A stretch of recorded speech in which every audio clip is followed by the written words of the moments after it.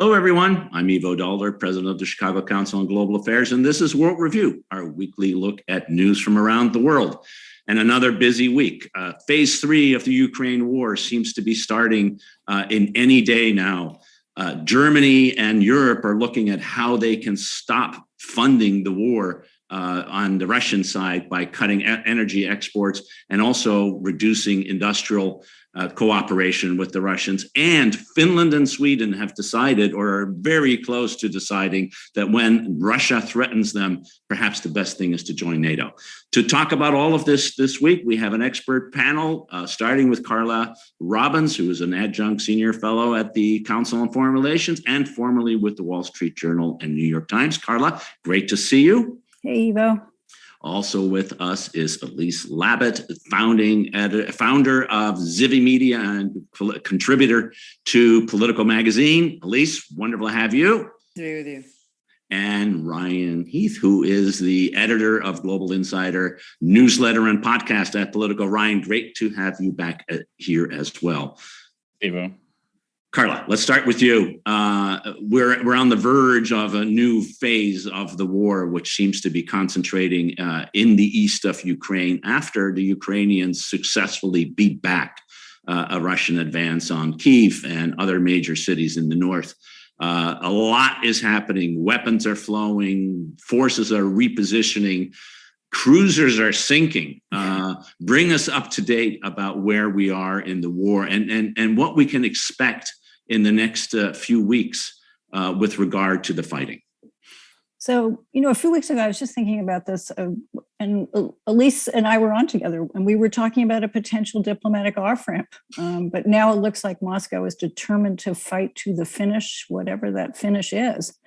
Russian troops may be on the verge of taking Mariupol, or what is left of it, part of Russia's drive to build a land bridge to occupied Crimea.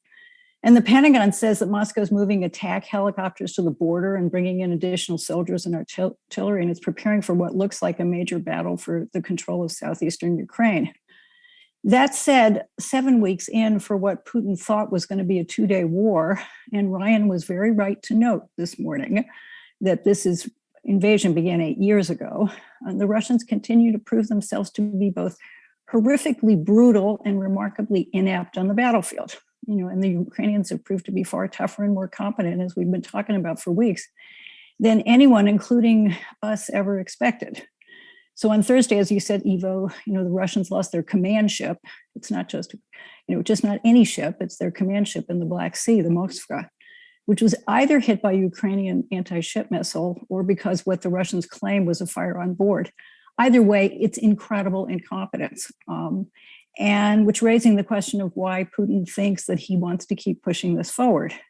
The Ukrainians are getting a lot more equipment from the US. Previously, stuff the Pentagon kept saying, they can't handle it. It's escalatory. We're not going to give it to them. But they're giving it to them now. The Slovaks are delivering an S-300 air defense system. The US announced this week that they're sending additional, $800 million worth of security aid, including 11 Mi-17 helicopters, 18 155 millimeter howitzer cannons. And that's because the battle is moving from the cities and forests to the plains. And the stuff that the Ukrainians could do with shoulder-launched weapons, that they could do with guerrilla tactics, they're not going to be able to do in the open field. Is this going to be enough to hold off the Russians long enough for sanctions to work? None of us has a clue. The Russians are inept. The Ukrainians are tough as hell. They have surprised everyone at every turn, but this is really going to be a grinding, awful battle to come, Ivo. Yeah, it looks like it really is. A very different new phase of warfare. Elise, I opened up my newspaper this morning and saw that Bill Burns, the CIA director, had warned about the possibility that if Putin still thinks it feels as cornered as he is, we need to take seriously the threat of possibly nuclear escalation, tactical nuclear weapons, or a low nuclear weapon. He said yesterday publicly in a speech in Georgia. How worried should we be about the escalation scenarios beyond the immediate battlefield, or even on the immediate battlefield in the East, if, in fact, the kind of situation we've seen in the last 7 weeks, which is the Ukrainians being tenacious and able to hold off the Russians, continues. Well, I think we should be very concerned. And, I was over at the Lugar Hamilton America's Role in the World conference last week, and we were talking a lot about the nuclear kind of option, whether we should be scared about President Putin using nuclear weapons. And a lot of the experts were reminding us that kind of use of tactical nuclear weapons, and we have to, for our viewers, just be very clear. We're not talking about a full-on kind of nuclear strike. However, people think that a tactical nuclear weapon is like a little mini nuke. That was the size of a nuclear weapon that was used in Hiroshima. And so clearly there's a lot of damage that could be done. But the whole idea is that this is in the use of nuclear weapons is in Russia's kind of strategic, defense policy about if it feels threatened to a certain extent where its safety is at stake, whether its interests are at stake, then, the use of nuclear weapons is justified. And so the more that they're losing, the more that the Ukrainians, and as we've seen over the last week, proactively going on the offensive, whether it's a missile strike or attacking that big Russian ship the other day, which inevitably its major gunship warships sunk. You can see Putin justifying the use of not just nuclear weapons, but chemical weapons. We heard one of the separatist leaders in the Donbass calling for the use of chemical weapons as they move to the southeast in this new phase that Carla was talking about. So clearly the US is very scared about this scorched earth policy, which we saw in Syria, which we saw in Chechnya. And that clearly, as Putin feels that he can't win, as he expected, just kind of going in and sweeping through the country, he's going to turn to more draconian measures. And that's why it's going to be incumbent on the US and its NATO allies. And I'd love to hear your thoughts on this, Ivo, about arming them more and giving those really sophisticated offensive weapons and defensive weapon systems that they're looking for. I was listening to one of the Ukrainian members of parliament today, and she was saying that the Ukrainians have proven that we are, a robust army and can take on the Russians. And the Ukrainians really feel that they could win this if armed properly. But there seems to be, from what she was saying, and I think from what you hear President Zelensky saying, still that lack of confidence by the US and others that maybe Ukraine can stave off the Russians, but they can't really defeat them. And so maybe that's, in addition to not wanting to poke Russia for this kind of larger world war, which I feel we're moving towards anyway, that's the reason for the reluctance to really go full in, ride or die, as they say, with the Ukrainians. And I'd love to hear your thoughts on that. I think you're right that it feels like there is a sort of an ever increasing urge to get closer to the line of thinking about how can you help the Ukrainians win without escalating to World War III, and how do you draw that line? And Ryan, just for you, and at least I'm not going to duck it. I'll come back later on what I think, Ryan. But I want to hear from you, because it seems to me that the rhetoric from the president in particular. I mean, he called what is happening genocide, which is a remarkably strong statement. He said, I don't know whether that's legally right or not, and that's for reasons because it triggers all kinds of needed responses on the part of the United States if it is declared a formal genocide. But there is this question of the moral clarity on the one hand that the president is putting forward, and the means by which we are helping the victim of what the president calls genocide. How do you see that playing out just generally, both in Europe and in the United States? But also, what pressure does that put on the U.S. in particular to start thinking about what more weapons? And frankly, is there anything the U.S. needs to do directly itself? I think you've narrowed it exactly. All the lines are starting to get blurred now. What started as very clear lines about what the US and allies would and wouldn't do. It's all starting to shift with these unilateral declarations of genocide. We're now supplying helicopters to Ukraine after this whole drama about not being able to supply the Polish planes and then replace the Polish planes that would have gone to Ukraine. It's all starting to shift. And under the old, very clear lines, I can't see how Russia wouldn't walk away with some of the territory or all of the territory they now hold. But as you start to shift the lines, maybe it's possible to think of a Ukraine victory. But what's not happening, as far as I can see, is any holistic looking at what does Ukraine really need in the next 1 month, 3 months, 6 months, 12 months, if it were to push Russia out, if it were to win this war. Instead, we have what is still a dribbling out of resources. Like, I'm not saying the 800 million isn't worth it, or isn't sort of significant, but it's not based on what does Ukraine really need. It's based on this sort of political triangulation of what is possible now, or let's look ahead to the next couple of weeks. And you see the same approach with the sanctions. It's just endless rounds of bits of sanctions. And as far as I can see, you really need a conference of allies to nut out what's the overall ask here and work back from there, see how much of the solution you can deliver instead of constantly just sort of tactically inching forward. I think you guys are all right on this, but the thing that has changed, and certainly the Pentagon stopped talking about what the Ukrainians can and can't do, what their competence level is. They're much more willing now to talk about what can we train them fast to do, which is a really different thing. And the lines, as Ryan said, really are blurred and almost disappearing, because save two things. One is given the MiGs, things that could get flown directly over the border really quickly, and we'll see whether or not that line holds too. And the other thing is obviously putting boots on the ground.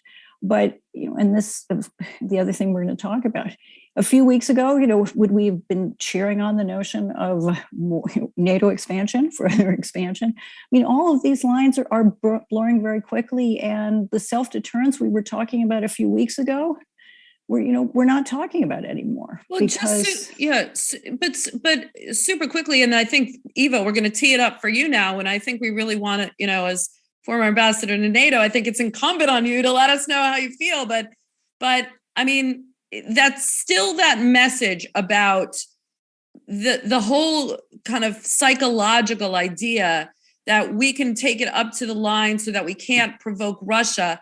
I feel still is, holding back, that what the Ukrainians are saying is, we're defending you.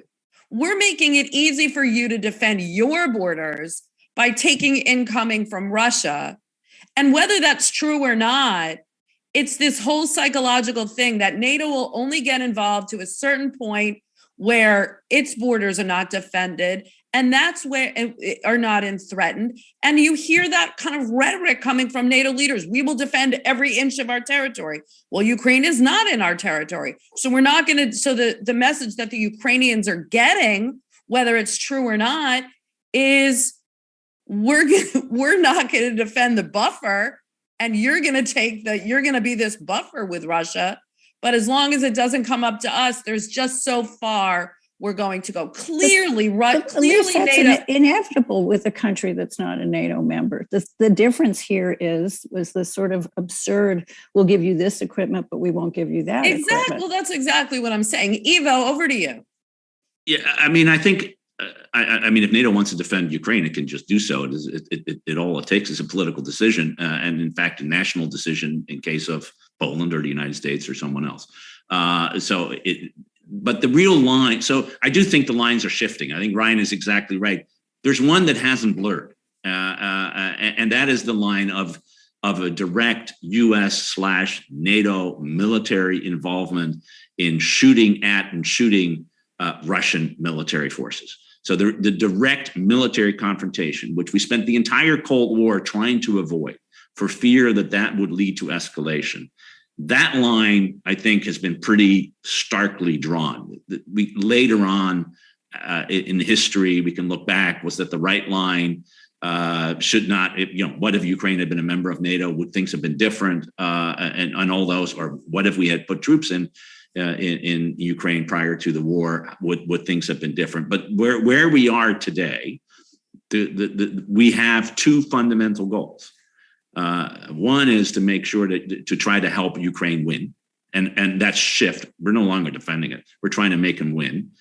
Jake Sullivan on Sunday said that our goal in the end is for a free and independent Ukraine, a weakened and isolated Russia, and a strong and united West. So that's one goal. And the second goal is to avoid World War III, to not get into a situation where you no longer can control what is happening and the escalation that comes with it. The problem is that this is a two-part game.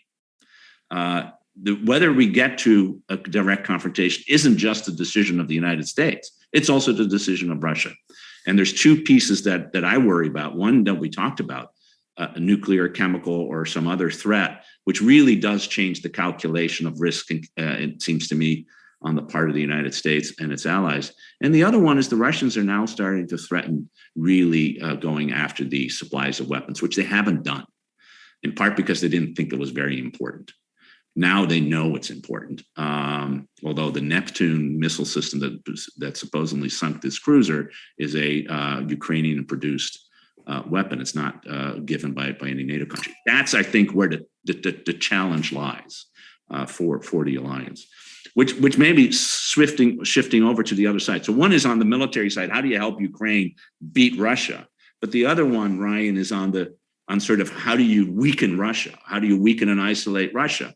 And the Europeans seem to be in a pickle here because they are so dependent on the Russian market and particularly on Russian imports of commodities, not least gas and oil, that there is this, as Olaf Scholz keeps on saying, the German chancellor, we want to make sure that the Russians get hurt, not us. Well, when you're this interdependent, that may be hard to do.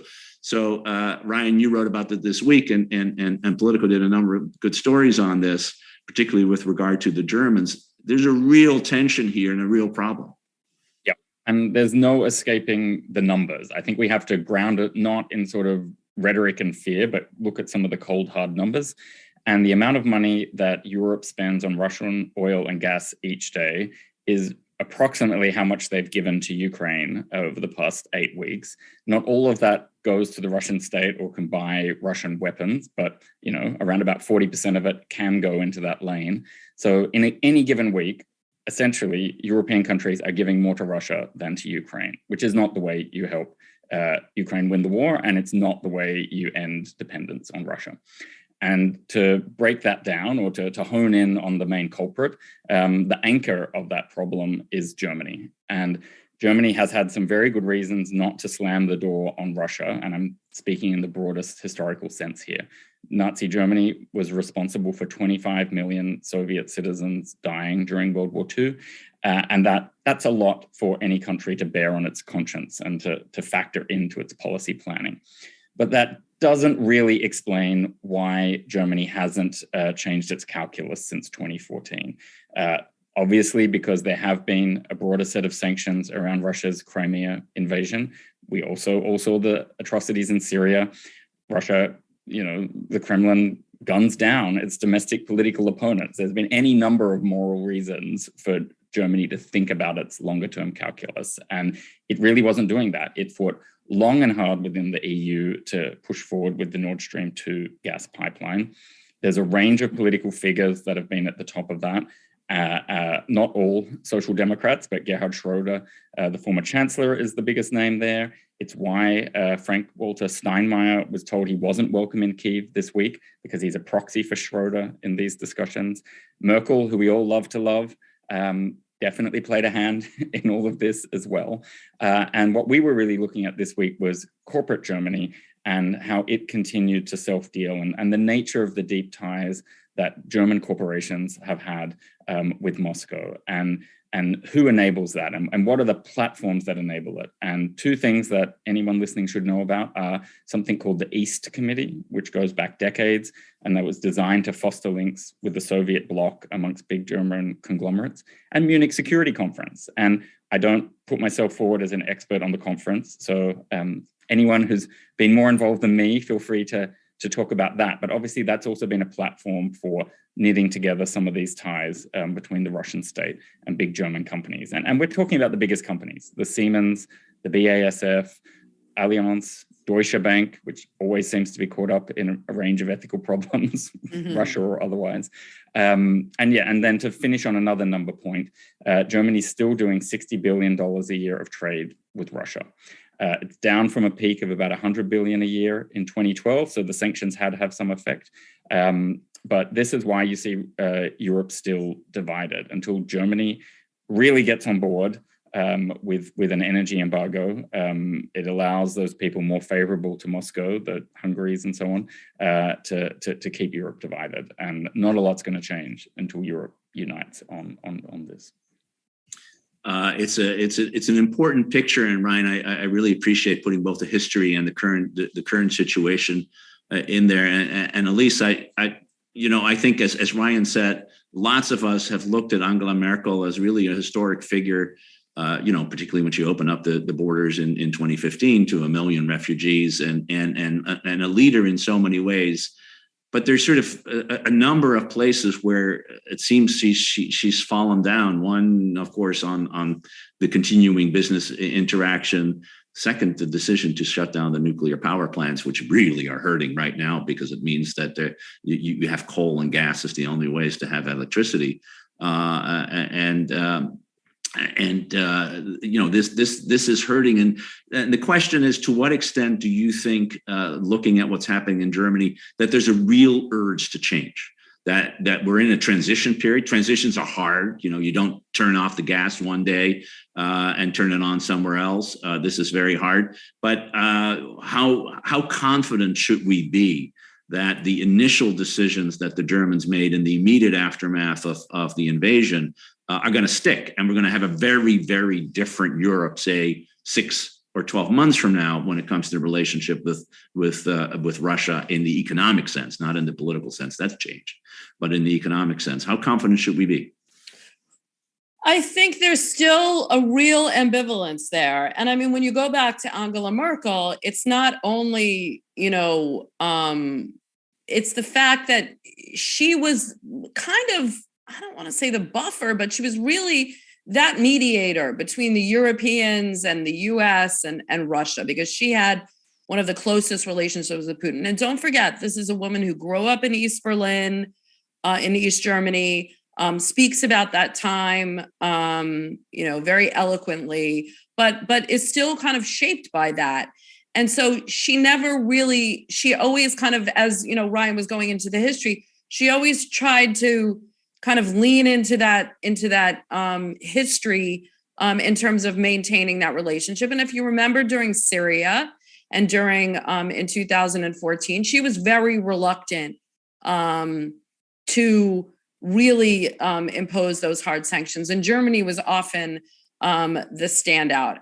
I think there's still an ambivalence of the current chancellor, and certainly on the part of industry. I mean, only days after Crimea in 2004, you had the CEO of Siemens traveling to Moscow to meet with Putin, and you still kind of see those connections. So, I think it's going to be more of a political decision. I think it's going to be, once the United States says to the Germans, you can do business with Russia or you can do business with us, and you have to make a choice. And then the choice is going to be much more obvious. I think they're going to be, kicking and screaming all the way.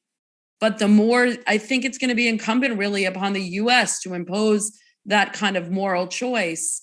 I think that the German chancellor wants to make it. I mean, to offer that kind of, turning away from years and years and decades of pacifism to then offer this Ukrainian weapons package is kind of historic in German sense. And so you kind of see that political will bending towards the Ukrainians. And I think that's what it's going to take to bring industry along. But also, I think you need to also give the Germans an alternative. And you see, it's not just an issue of energy, it's an issue of supply chain, of what's going on, right? We see, global supply chain problems. But I think whether it's here in Russia or you've seen with the kind of Belt and Road initiative in China, that, the US is very good at asking for that moral choice, but not really presenting alternatives. And so I really think it's going to be incumbent upon the US to offer those energy alternatives, economic alternatives, supply chain alternatives, so that the choice is easy. And so they're not kind of cutting off their arm. They're saying, okay, well, it may not be as much, but we're not going to lose entirely. Yeah, it reminds me of a slightly different story at the Munich Security Conference.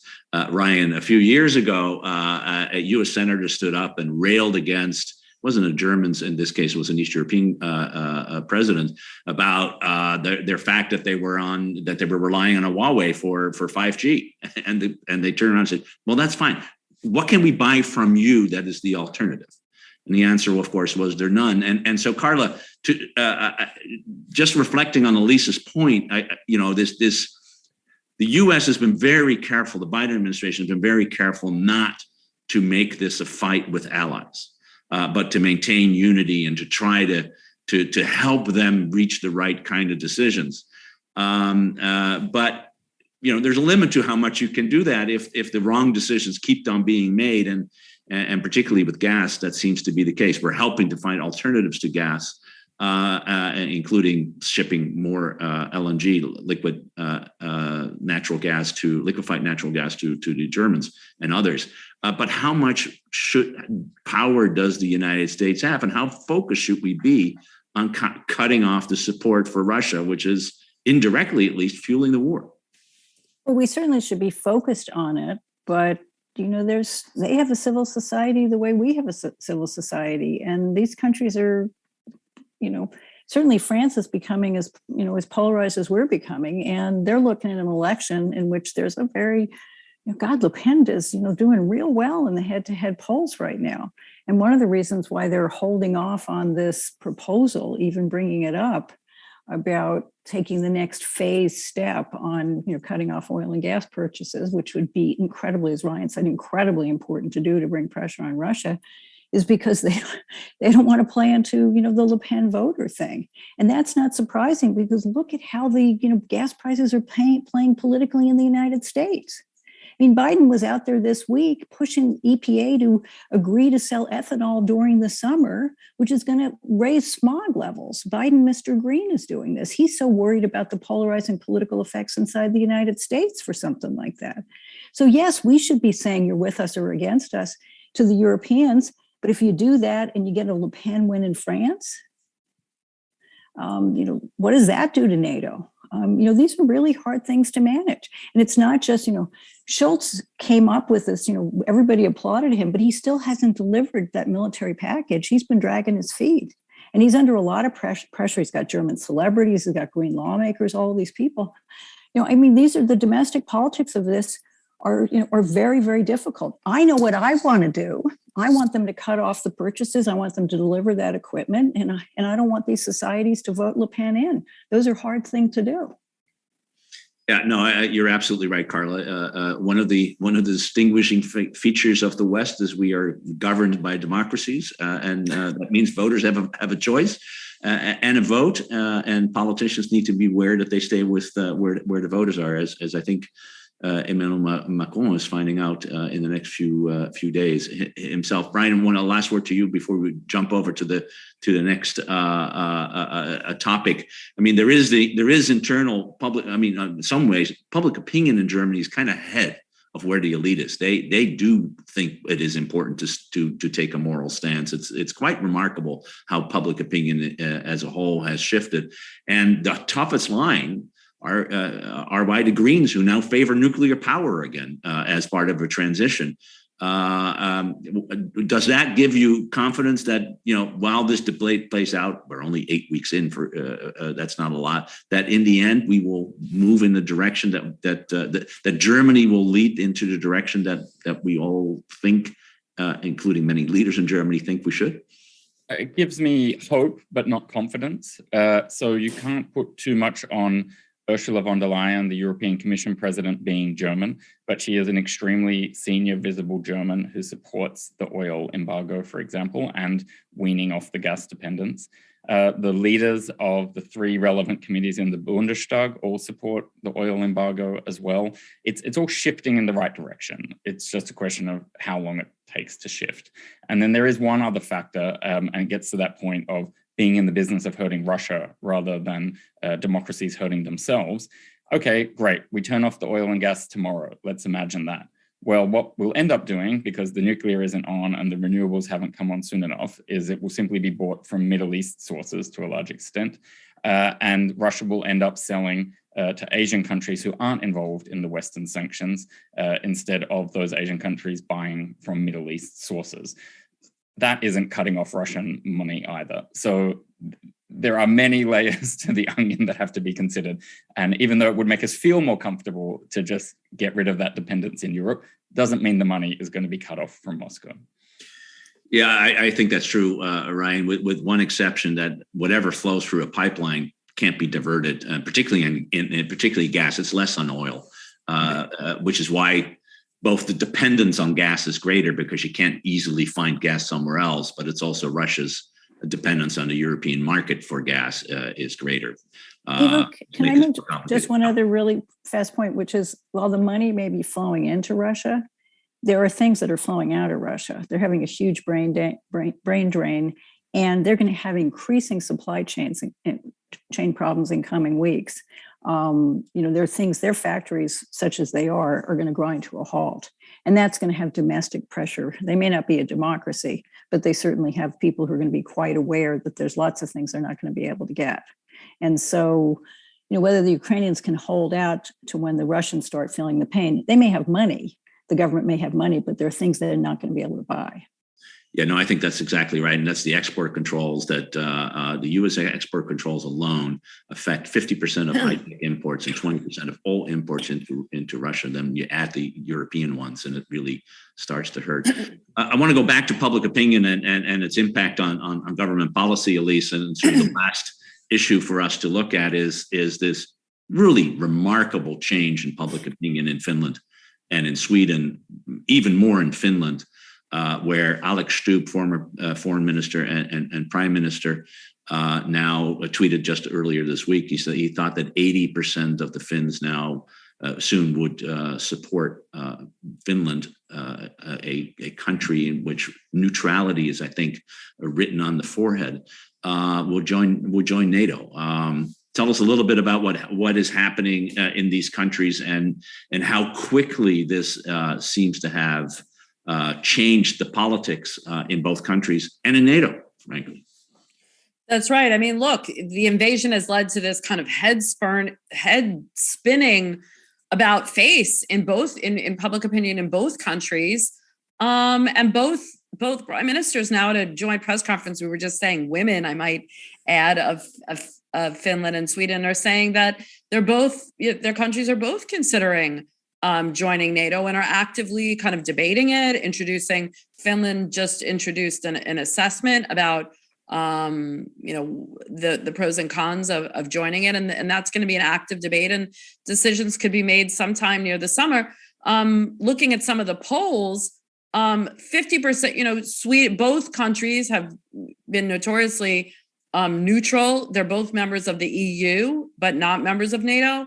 But now 50% of people are in favor of joining NATO originally before the invasion. Now it's 62% if Finland joins.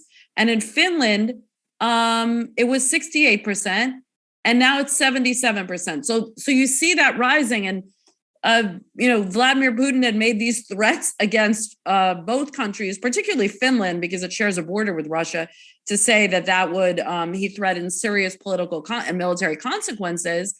Now, if they joined, now they're actively considering joining, and NATO is really, again, we're going to throw it back to you, Ivo, to talk about how quickly this can all be done. But seriously, debating applications for membership and are widely expected to join. And now the alliance is actively debating what happens in this in-between period while their membership is considered, to make sure that Russia doesn't take advantage of this period before the two countries were official. But I also think, they were, famously survived the Cold War as independent and unoccupied democracies, being neutral. but still have moved towards the West. And so, they've been able to kind of straddle this neutrality while still being towards the West. I think they've pretty much made their choice. And it's not to be neutral in this brutal aggression against Ukraine, in the threats that they face. And I think what we're going to see is, if both countries join NATO, I'll be interested to see what comes out of Ukraine, in the sense that, there is this open door for membership, but it doesn't seem to be open for Ukraine. And so while I think it's definitely the right choice for Finland and Sweden, there's going to probably be a lot of hard feelings on the Ukrainian side, considering when you look at how the Ukrainians are fighting the Russians, they would certainly be an active and valuable member to the alliance. Yeah, I think that's certainly the case, and I think that debate is not over by any means on what Ukraine's status is going to be down the road. It's just hard to do it in the middle of a war. But right. but Carla, I think one of the issues that Elise pointed to is this transition period. There's the reality that, for one, actually you can't apply for membership. You need to ask to be invited. So there needs to be a NATO decision to invite them, and then, if everybody says that's okay, you need to ratify a change in the treaty. And we know how notoriously difficult it is to ratify changes in treaties, particularly in the US Senate. I don't know what the last time is that we actually ratified a treaty. I have to look, probably when Montenegro became a member of NATO back in 2017. And there's this issue of how do you're saying one day you have an Article 5 guarantee, but until there's a ratification, there's what happens then? There's a big debate going on in the United States on this internally, and I don't know if your sources that you've been talking to have told you anything about what are we going to do in this transition period? Well, I'm sure you know more about it than I do. But from what I'm hearing and reading is that there's been discussions with the Brits and with the Finns, and then sort of by, as well as with the Swedes, on the notion of some sort of bridging security guarantee. And as you were saying earlier, Ivo, we can negotiate anything we want. We don't have to. It doesn't have to be an Article 5 guarantee. It can be a bilateral or trilateral guarantee. And the Brits seem quite eager to do this. So I'm sure that will be the bridging guarantee, and I'm sure the Russians will have a lot of chest pounding. I mean, Medvedev already this week said we're going to put nukes in Kaliningrad, so there's going to be a lot of escalatory threats along the way here. But if the Russians think that this is going to make the Swedes and the Finns less likely to join, that ain't going to happen. That's another one of these things that they really didn't didn't calculate. I don't know. I'm not hearing that there is that much pushback inside the military establishment in Washington. Are you hearing that there's a great deal of pushback about this, Ivo? No, but there's a theology that is happening, which is that, and particularly since the theology is the one that is at the core of how we're going to respond to the current crisis. We're making this argument that we will defend NATO territory by every inch, but if you're not a NATO member, then apparently we don't defend you, because that's what the Ukrainians are finding. And so how do you deal with that problem at a political level? My view is it's very simple, which is that if you're going to say, well, we want to give an Article 5 guarantee in 5 months from now, then I'm happy to do the same thing between now and then. I don't see the reason why you wouldn't in terms of the commitment to defend the country that would be triggered once they are members of NATO. Once you've decided to bring them in, why not do it as a unilateral one? That's one. And of course, they are EU members, and the EU has a collective defense provision. So there's the transitive property of the right. EU-NATO relationship. And let's face it, in the end of the day, why was Ukraine not invited to join, and why would these countries be invited to join? There is a certain who gets invited to join the sorority and who doesn't, who's ready and who's not ready. These people are ready for the security guarantee. That was, that's the implicit guarantee here. So, I mean, I just don't see, I understand the theology, but the fact that they're EU members, to me, I think resolves it really quickly. I hope that's the case. Ryan, what are you hearing on this issue, both on the transition and and the argument is, of course, you invite members who can only if they can contribute to the security of the North Atlantic, North American area. And one way, you're creating a new commitment to defend a country with an 800-mile border, but in another way, you're bringing in, not Montenegro or North Macedonia, you're bringing in Sweden and Finland, pretty big military powers. How should we calculate that as part of the decision-making process? They're ready to be useful from day one, but it would probably go some way to making those bridging systems come into effect as quick as possible if they would allow NATO forces onto their territory during peacetime. Norway doesn't do that. They only allow it during exercises, designated exercises. With NATO. Yeah. Well, no. Norway is a NATO member, of course. But if Norway has this restriction that you can't have a permanent basis of NATO forces, except for U.S. Marines, they're there for a very long time. So I think it would be smart if Finland didn't take the Norwegian approach there. But that's a very important question in and of itself, where we're doubling the border of NATO with Russia if Finland is invited in. None of which is an argument against it, but it is a very practical consideration. And on that point of Russia threatening to bring the nukes into Kaliningrad, well, they're already there. So I think it's a pretty ridiculous threat. And the Lithuanian foreign minister just admitted it. Probably one of those things that is widely known in certain elite defense circles, but is not sort of on the public record. And the Lithuanians just threw it out there yesterday. And good on them. Call Russia's bluff, because that's all Russia is doing. Yeah, and it does. Just to close out this discussion, it does, as I think Elise said, boomerang. It really, a conflict that ostensibly started because NATO was coming too, quote, close to Russia's border. It will end in the end with NATO extraordinarily close to Russia's border. One, as Ryan rightly said, more than doubling, I think, the border area between NATO and Russia, given Finland's long border. But also, whatever the nature of the relationship is with Ukraine and NATO, bring Ukraine and NATO far closer together, as we have already seen than beforehand. And you do wonder at what point does the series of miscalculations and incompetences that we started have an impact on what's going to happen with the ability of the Russians to persist in this fight. I mean, Elise, how do you see it? What's the pressure going to be on Putin? We talked about the escalation. Is there going to be another pressure that says at some point we're losing too much and we need to find a way to fish and cut bait?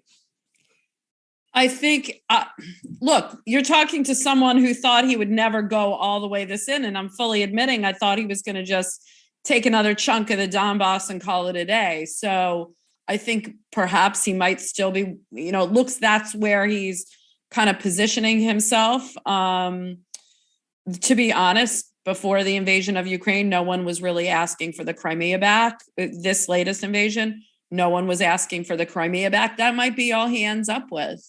And there's some kind of face-saving way to, have a little bit more. Zelensky has said, I'm not going to give up an inch of our territory.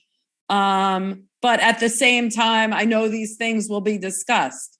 So I think that there is some probably face-saving way to allow him to climb down if he's willing to take it. And I think there's needs to be a lot more thought to what we've talked about this a lot, that a caged animal is less rational than a free range animal. And so I think there needs to be a lot more thought to finding a way for him to climb down from this before he really does launch a tactical nuclear weapon. He does not care about the international consequences. What he cares about, he does not care about sanctions. He does not care about death and destruction. There are two things that are going to make him, only really one thing, and there are various ways you can look at it, is his own political survival at this point. And if he feels his political survival is, a little bit more guaranteed by, escalating the nuclear threat, he'll do that. If the army comes, or not necessarily the army, but maybe the special services come to him and say, you need to climb down from this, he may do it that way. But it is all going to depend on what he thinks his political survival is. And you can say what you want about what a brutal leader he is, what a maniac he is. He's the one that is in the driver's seat in Russia right now. And so I think the question should be, how do we give him a way to climb down that does not have this Ukrainian surrender, because they're not willing to do that. And President Zelensky is a party to what happens next. And I don't think there's probably enough, discussion about that paradigm. We'll be discussing it for sure next week and in the weeks coming, and we'll be watching closely what the pressure is on a caged animal, as well as what would happen if you let the caged animal out of the cage. One of the reasons to put them in the cage is to make sure that they don't roam around. And this is the dilemma, I think, that we're all facing here. But I want to thank for this week, really brilliant discussion, Carla Robbins, Ryan Heath, and Elise Labott. Thanks so much for enlightening where the choices lie. And we will see you another time, and we'll see all of you for watching back in another week for another edition of World Review.